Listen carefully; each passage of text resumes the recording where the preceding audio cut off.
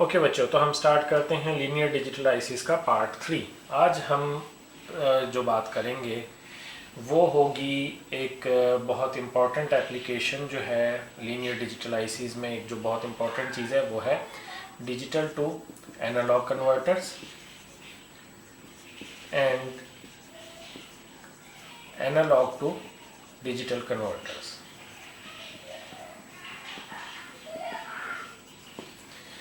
जैसे कि हमने पहले भी बात की थी इंट्रोडक्शन में कि हमारे पास जो हमारी जो दुनिया है, the world in which we live is an analog world. ठीक है, आप एनालॉग ज़िंदगी गुजार रहे हैं हम लोग। हमारी आवाज़ ऊंची भी हो सकती है, नीची भी हो सकती है, हम कितना फासला तय करते हैं, हम क्या खाते हैं, everything is almost linear and analog. Hence the signal जो जनरेट होता है वो एनालॉग होता है। अगर आप बोलते हैं, आपकी आवाज़ एक माइक पर जाती है तो माइक जो सिग्नल जनरेट करता है वो एनालॉग होता है। ठीक है, लेकिन जो कंप्यूटर की दुनिया है वो डिजिटल है। कंप्यूटर हार्ड डिस्क पर जो डाटा स्टोर करता है वो 1 एंड 0 की फॉर्म में करता है। अगर आपने वॉइस रिकॉर्ड करनी है, you need to convert this analog thing into digital stream and vice versa. अगर आपने सीडी पर रिकॉर्डेड या कंप्यूटर पर रिकॉर्डेड म्यूजिक सुनना है तो you will need to provide the speaker with a signal which is analog. आप digital voice नहीं सुन सकते। Digital voice will be like just beats D D D D D D D 1 और 0, that's it. तो आपको analogue चाहिए।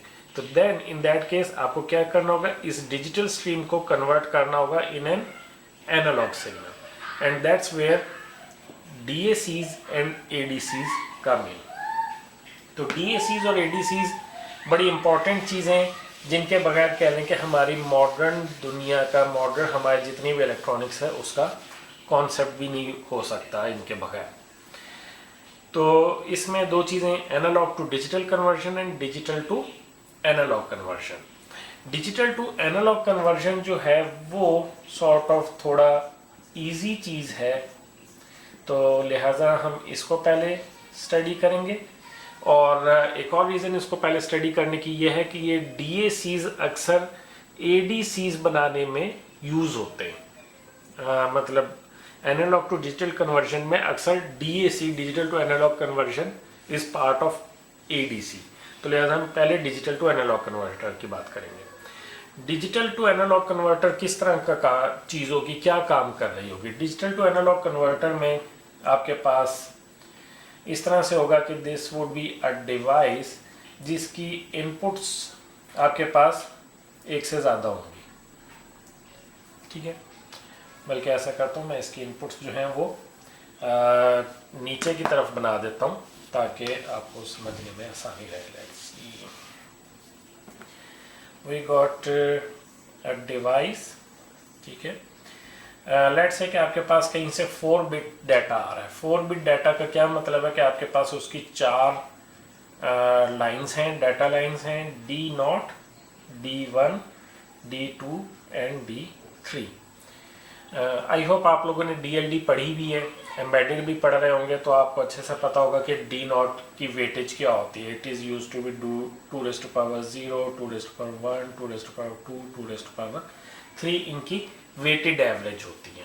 सही, तो ये आपके पास 4 डिजिट का 4 bit, this is a 4 bit input. ठीक है, 4 बिट इनपुट आपके पास आ रही है और एनालॉग आउटपुट जो है इसकी वो होगी सिंगल लाइन सिंगल लाइन, और उसके रेफरेंस में आप कह लें कि विद रिस्पेक्ट टू ग्राउंड।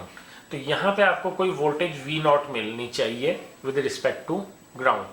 ये वोल्टेज कितनी होगी दैट डिपेंड्स कि ये डाटा बिट्स क्या आ रही हैं। अगर आपके पास डाटा बिट्स जो हैं वो आ रही है 0 0 0 0, तो आपके पास जो ये आउटपुट होनी चाहिए this should also be 0 volts. लेकिन अगर आपके पास डाटा बिट्स जो हैं वो आ रही हैं लेट्स से 1 1 1 1, तो आपके पास जो V0 होगी इट शुड बी मैक्सिमम। अच्छा, मैक्सिमम कितनी होगी यहाँ पे हम इनिशियली हम ये कहेंगे कि वी रेफरेंस के इक्वल हो जाएगी। वी रेफरेंस क्या है? लेट्स से कि आपके पास logic level 0 means 0 volts and logic level 1 means 16 volts. So in this case, when you got 1 1 1 1 means you are getting 16 volts here, 16 volts here, 16 volts here, 16 volts here. So the output will also be equal to 16 volts. Got that? Means 0 0 0 means 0 volts, 1 1 1 1 means 16 volts. Let's say you are getting somewhere in between, like you are getting a logic level of let's say you are getting 1 0 0 0, ठीक है? You are getting a logic level of 1 0 0 0, so the output voltage should be 1 volt. अच्छा, अब ये मैंने कैसे 1 volt कर दिया या कैसे मैं कह रहा हूँ कि ये 16 वोल्ट्स होना चाहिए, ये अभी हम देखते हैं। आपकी बुक में भी ये रेफरेंस वोल्टेज 16 वोल्ट्स लिया गया, उसकी रीज़न भी बड़ी इंटरेस्टिंग सी आगे आपको सामने पता चलेगी। तो अब ये सर्किट अंदर क्या होना चाहिए? The circuit which can convert this digital stream into a analog signal. सही? तो ये सर्किट जो है इसकी वेरियस टाइप्स मौजूद हैं। Just like any other circuit there are more than one way to achieve the operation. आपकी बुक में जो मेंशन्ड है और जो कि सबसे ज़्यादा कॉमनली यूज्ड भी है वो है R2R नेटवर्क। R2R नेटवर्क, ये जो टाइप है इसके अंदर दो टाइप के रेजिस्टर यूज़ किए जाते हैं। R रेजिस्टर यूज़ किया जाता है और 2R रेजिस्टर यूज़ किया जाता है। चलिए मैं इधर आपको सर्किट डायग्राम इसकी बना देता हूँ। ये R2R नेटवर्क में आपके पास यहाँ पे 2R मौजूद होगा, उसके बाद यहाँ पे एक और 2R मौजूद होगा, then you will have an R, then you will have an 2R, then again an R, 2R, ठीक है? और अगेन यहाँ पे एक और R होगा और यहाँ पे होगा 2R और ये आपके पास होगा, ठीक है? तो ये आपके पास R हैं सारे और ये हैं 2R। मीन्स दैट कि आप कोई भी वैल्यू ले सकते हैं। You can take 10 kilo ohm and 20 kilo ohm, 10 and 20, और you can say 1 mega ohm, 2 mega ohm, that depends on कि आपके पास करंट कैपेसिटीज वगैरह कितनी है डिवाइसेस की, लेकिन ये कि R2R की रेशो मेंटेन रहनी है। तो in this case the output voltage will be equal to, आपके पास एक फॉर्मूला डेवलप्ड है, बुक में मेंशन्ड है, that is V naught will be equal to D naught by 2 raised to power 0 plus D naught by 2 raised to power 1 plus D naught by 2 raised to power 2 plus D naught by, sorry D naught नहीं, यहाँ पे आ जाएगा D1 D2 D3 by 2 raised to power 3 whole divided by 2 raised to power 4। 4 is the number of bits, क्योंकि हमारे पास not 1 2 3 है तो 4, और इस सारे को मल्टीप्लाई कर देना है आपने वी रेफरेंस से। वी रेफरेंस क्या है? वी रेफरेंस जो कि लॉजिक लेवल 1 को रिप्रेजेंट कर रहा है। इन दिस केस वो हमने 16 वोल्ट्स लिया हुआ है, ठीक है? तो आपके पास, अच्छा अब यहाँ पे क्वेश्चन आ जाता है कि ये फार्मूला कहाँ से आया, from where did we got this, ठीक है? तो ये मालूम करना कोई इतना ज़्यादा मुश्किल काम नहीं है। आपने सर्किट्स पढ़ा हुआ है सारा, आपको थेवेनाइज करना, नॉर्टनाइज करना, ये सारा कुछ आता है। All you need to do is just give it a look. चलें, आपका काम इस मौके पे मैं आसान करता हूँ। अभी मैं डिस्क्रिप्शन में ही इसके एक लिंक शेयर करूँगा, वहाँ पे आपके पास इसकी पूरी कैलकुलेशन का मेथड होगा कि ये फार्मूला डिराइव कैसे हो रहा है। तो यहाँ पे मैं वो नहीं करता क्योंकि बुक में भी नहीं मेंशन, तो कोर्स में भी इतना ज़्यादा इम्पोर्टेंट नहीं है। Just for your own knowledge and satisfaction आपको वो मैं शेयर कर दूँगा, आप वहाँ से ज़रूर देख लीजिएगा। मतलब देखना ऑप्शनल नहीं है, देखना मैंडेटरी है, ठीक है? तो वो आप लोगों ने देखना है, सही। अच्छा, तो अब आगे क्या बात है, थोड़ा सा ऑपरेशन इसका फर्दर हम स्टडी कर लेते हैं। लेट्स से कि we are getting circuit diagram की बात तो हम रहने देते हैं, ये तो सर्किट्स का काम है और आप वीडियो देखेंगे तो आपको अंदाज़ा हो जाएगा। हम दूसरी बातें करते हैं। लेट्स से कि आपके पास इनपुट सिग्नल जो है वो है 0 1 1 0, ठीक है। अगर आपके पास 0 1 1 0 इनपुट सिग्नल है और वी रेफरेंस जो है वो 16 वोल्ट्स है, मींस दैट कि आपके पास ये जो 4 लाइंस थी, you are getting in 4 lines पे आप ले रहे हैं 0 volts, 16 volts, 16 volts and 0 volts, so that दो आपकी आउटपुट जो होगी V नॉट वो किसके इक्वल होगी, as per this formula, that will be equal to V naught will be equal to D naught 0 है तो ये पूरी टर्म 0 हो जाएगी, प्लस D1 1 है तो 1 मल्टीप्लाइड बाय 2, प्लस D2 हमारे पास 1 है तो 1 मल्टीप्लाइड बाय 4, और फिर D3 हमारे पास 0 है तो that whole term will be 0, this whole thing divided by 2 raised to power 4 16 and multiplied by reference voltage that is 16 volts, ठीक है। तो आपके पास जो V आउट आएगी that would be 0 plus 2 plus 4 plus 0 divided by 16 multiplied by 16 volts, so this would be equal to 6 volts, ठीक है। अब ज़रा आप यहाँ पे देखें तो थोड़ा सा आपको कॉन्सेप्ट पता चलेगा कि वी रेफरेंस क्यों 16 वोल्ट्स लिया गया था। वी रेफरेंस इसलिए 16 वोल्ट्स लिया था कि आपके पास 4 बिट्स के साथ, व्हेन देयर वर 4 बिट्स, तो आपके पास टोटल नंबर ऑफ कॉम्बिनेशंस कितने बने, 4 बिट्स के साथ आपके पास कॉम्बिनेशन बने 2 raised to power 4 means that 16, you got 16 combinations from so that होगा क्या है कि आपके पास 0 0 0 0 जो है वो रेफर करेगा 0 वोल्ट्स को, और 0 0 0 1 will refer to 1 volt, 0 0 1 0 will refer to 2 volts and so on. आपके पास 1 1 1 1 विल रेफर टू 16 वोल्ट्स, ठीक है।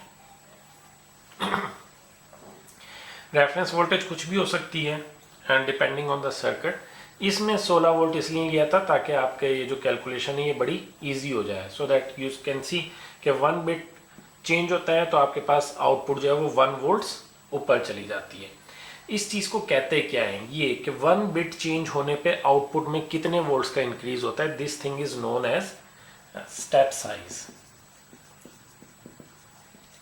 This thing is known as step size. अच्छा, स्टेप साइज क्यों कह रहे हैं हम इसको, क्योंकि आउटपुट जो है वो स्टेप्स में चेंज हो रही है। लेट्स से ये आपके पास एडीसी है, ठीक है, आपने इसको दिया 0 0 0 0, तो आपके पास आउटपुट क्या आई, इधर मैं वोल्टेज प्लॉट करता हूँ with respect to time. Input data आपके पास टाइम टू टाइम चेंज हो रहा होगा ना, पहले 0 0 0 आ रहा है, फिर 0 0 0 1 आ गया, फिर 0 0 1 0 आ गया, तो आपके पास आउटपुट जो है वो with respect to time change होती चली जाएगी। तो शुरू में आपके पास 0 वोल्ट्स आ रहे थे, ठीक है, 0 0 0 1 आया तो आपके पास अब 1 वोल्ट आने शुरू हो गए, ठीक है। फिर उसके बाद 0 0 1 0 आया तो आपके पास अब 2 वोल्ट्स आने शुरू हो गए, ठीक है। फिर आपके पास 3 वोल्ट्स आने शुरू हो जाएंगे, so that the output will always be इधर 0 वोल्ट्स और 1 वोल्ट और 2 वोल्ट और 3 वोल्ट, दरमियान में कोई इसकी वैल्यू एग्जिस्ट नहीं करेगी। तो आपके पास जो आउटपुट है वो कितने स्टेप्स में इंक्रीज होगी, एक बिट अगर यहाँ पे चेंज होता है तो आउटपुट चेंज होती है विद 1 वोल्ट, तो दैट्स वाई और स्टेप साइज इज 1 वोल्ट, ठीक है। अब क्या आप समझते हैं कि ये जो वेव फॉर्म बन रही है ये एनालॉग है, is it analog? Apparently it's not analog. क्यों एनालॉग नहीं है? क्योंकि तो 1 2 3 डिस्क्रीट स्टेप्स में जा रही है, जबकि एनालॉग में हम कहते हैं कि वो कंटिन्यूस होती, दैट इज समथिंग लाइक कि अगर वो होती तो वो इस तरीके से चेंज होती, कंटिन्यूस एक लाइन होती। तो लिहाजा ये कंटिन्यूस नहीं लग रही। लेकिन अगर हम स्टेप साइज को छोटा कर दें, स्टेप साइज को छोटा किस तरह से कर दें कि फ़र्ज़ करें कि हमारे पास जो दो तरीके हमारे पास स्टेप साइज को छोटा करने के लिए, ठीक है। क्या दो तरीके हैं? फार्मूले से आते हैं। फार्मूला क्या है स्टेप साइज का? फार्मूला स्टेप साइज का ये है कि आपके पास V reference divided by 2⁻n, n is number of bits. अभी जो हमने एग्जांपल की उसमें क्या था, हमारे पास वी रेफरेंस 16 वोल्ट्स थी और 4 बिट की इनपुट थी, तो हमारे पास स्टेप साइज बना 1 वोल्ट, ठीक है। अगर आपके पास लेट से कि वी रेफरेंस जो है वो 10 वोल्ट्स है और आपके पास 2⁻10 बिट्स की आपके पास है, तो आपके पास बन जाएगा 10 volts divided by 1024 and that will be equal to 10 millivolt. तो इस तरह से आपका स्टेप साइज जो है वो छोटा होता चला जाएगा। सी अच्छा, स्टेप साइज छोटा होने से एनालॉग कैसे हो जाएगी? देखिए, अगर आपके पास लेट्स से कि ये एक है, इस तरह से एक चीज़ जा रही है, तो ये आपको लगता है कि this is not analog, this is discrete. लेकिन अगर ये स्टेप छोटे छोटे हो जाए, बहुत छोटे, अगर ये स्टेप बहुत छोटे छोटे हो जाएं, तो फिर आपके पास ये जो है it becomes more towards analog. और इमेजिन करें कि स्टेप्स इतने छोटे हो जाएं कि आपको वो नज़र ही ना आए, यानी कि इन्फिनिटेसिमली ये छोटे हो जाएं स्टेप, तो फिर इस केस में हम कहेंगे कि नाउ इट्स प्योर एनालॉग। तो हम चाहते क्या हैं? हम चाहते हैं कि स्टेप साइज जो है वो स्मॉलर हो as much as possible. Step size smaller होगा तो हमारे पास जो एनालॉग आउटपुट होगी वो ज़्यादा एनालॉग लगेगी, वो हमें डिस्क्रीट नहीं लगेगी। तो स्टेप साइज छोटा करने के हमारे पास कौन से दो मेथड्स हैं? हमारे पास एक मेथड ये है कि हम वी रेफरेंस को कम कर दें या फिर नंबर ऑफ बिट्स को बढ़ा दें। इन दो तरीकों से हम स्टेप साइज को स्मॉल कर सकते हैं, ठीक है।